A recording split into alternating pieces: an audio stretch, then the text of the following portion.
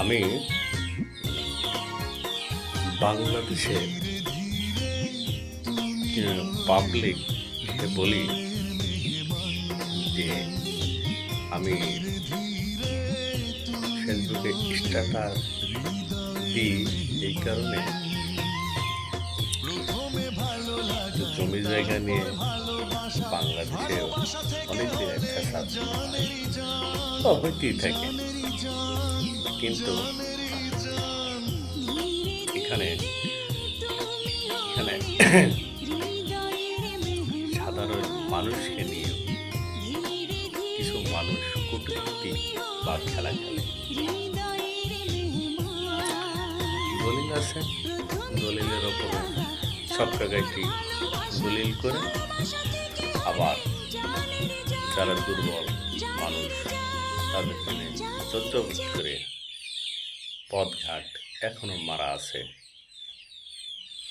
বাংলাদেশে অনেক জায়গায় মানুষ বিচার পায়।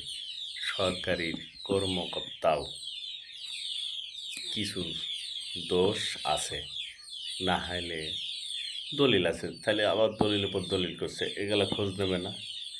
এই খোঁজ নেওয়ার দায়িত্ব কার? পাবলিকের। হ্যাঁ, কখন কীভাবে করবে সেটা পাবলিক কী করে খোঁজ পাবে? কিন্তু আপনি সরকারের কর্মকর্তা, আপনি খোঁজ নেবেন না? না নিয়ে পাবলিক বিভ্রান্তিতে থাকে, যা আমার সঙ্গেও হয়েছে।